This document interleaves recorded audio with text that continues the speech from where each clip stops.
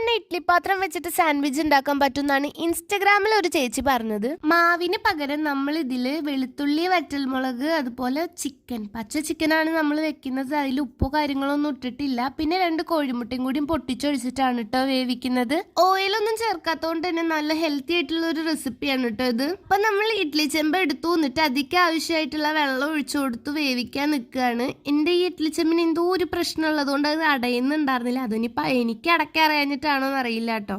അങ്ങനെ അതൊക്കെ അടച്ചിട്ട് നമ്മൾ വേവിക്കാൻ വേണ്ടിയിട്ട് ഒരു 10 മിനിറ്റ് ആണ് വെക്കുന്നത്. 10 മിനിറ്റ് മതി. അപ്പൊ 10 മിനിറ്റ് കൊണ്ട് നമുക്ക് ഇത് സെറ്റാക്കി എടുക്കാം. ഈ നേരം കൊണ്ട് നമുക്ക് വേണ്ട വെജിറ്റബിൾസ് മുറിക്കുക. ക്യാപ്സിക്കം, സവോള, ക്യാരറ്റ് ഒക്കെ ഞാൻ എടുത്ത്. തക്കാളിക്ക് ഇഷ്ടമില്ലാത്തതുകൊണ്ട് അത് ഞാൻ എടുത്തില്ല. ഇനി ഇതിലേക്ക് സോസ് ഉണ്ടാക്കാൻ വേണ്ടി നേരത്തെ വേവിച്ച് വെച്ച് 2 കോഴിമുട്ട, വറ്റൽമുളക്, വെളുത്തുള്ളി, പിന്നെ കുറച്ച് ഒറിഗാനോ, ഉപ്പ്, പിന്നെ കുറച്ച് പാല്, 2 ചീസൊക്കെ കൂടി നല്ലപോലെ ബ്ലെൻഡ് ചെയ്തെടുക്കുക. നേരത്തെ വേവിച്ച് വെച്ച ചിക്കൻ നമ്മൾ ഇതുപോലെ ചെറുതാക്കി എടുത്തു. എന്നിട്ട് അതിലേക്ക് എല്ലാ വെജിറ്റബിൾസ് ഇട്ട് മിക്സ് ചെയ്തു കേട്ടാ. പിന്നെ നേരത്തെ ബ്ലെൻഡ് ചെയ്ത് വെച്ചിട്ടുള്ള സോസ് ഉണ്ട്. ഈ സോസാണ് ഇതിന്റെ മെയിൻ. ഇതും കൂടി നമ്മൾ നല്ലപോലെ ആഡ് ചെയ്ത് കൊടുത്തു. ഞാൻ കുറച്ചെടുത്ത് കഴിച്ചു നോക്കി. ഇത് ഇങ്ങനെ തന്നെ കഴിക്കാൻ ഒരു സാലഡ് കഴിക്കുന്ന പോലെ ഒക്കെ ഉണ്ടായിരുന്നു. ഇനി നമ്മൾ ബ്രെഡ് എടുത്തിട്ട് അത് ഫില്ല് ചെയ്ത് റോസ്റ്റ് ചെയ്യാനാണ്. പിന്നെ അവര് പറഞ്ഞ പക്ക റെസിപ്പി അല്ല ഞാൻ എടുത്തത്. ഇതിലേക്ക് കുറച്ച് ടൊമാറ്റോ സോസും പിന്നെ റോസ്റ്റ് ചെയ്യുന്ന ടൈമിൽ ഒരു ചീസിന്റെ സ്ലൈസും കൂടി ഞാൻ വെച്ചു കൊടുത്തിട്ടുണ്ടായിരുന്നു. അപ്പൊ നമ്മുടെ റെസിപ്പി ഇവിടെ സെറ്റ് ആയിട്ടുണ്ട്. എനിക്ക് കഴിച്ചിട്ട് ഇഷ്ടപ്പെട്ടു. നമുക്കൊരു സാൻഡ്വിച്ചിന്റെ ഒരു ഹെൽത്തി വേർഷൻ ആയിട്ട് തോന്നി. കാരണം കുറെ വെജിറ്റബിൾസും കാര്യങ്ങളൊക്കെ ഉണ്ടല്ലോ. സോസിന് ഏറെക്കുറെ മയോനൈസിന്റെ ടേസ്റ്റ് തന്നെയാണ്. അതിലും ടേസ്റ്റ് ഉണ്ട് എന്ന് വേണമെങ്കിൽ പറയാം. അപ്പൊ അത്രയുള്ള വീഡിയോ. നമുക്ക് ഇനി അടുത്ത വീഡിയോയിൽ കാണാം കേട്ടോ. ടാറ്റാ.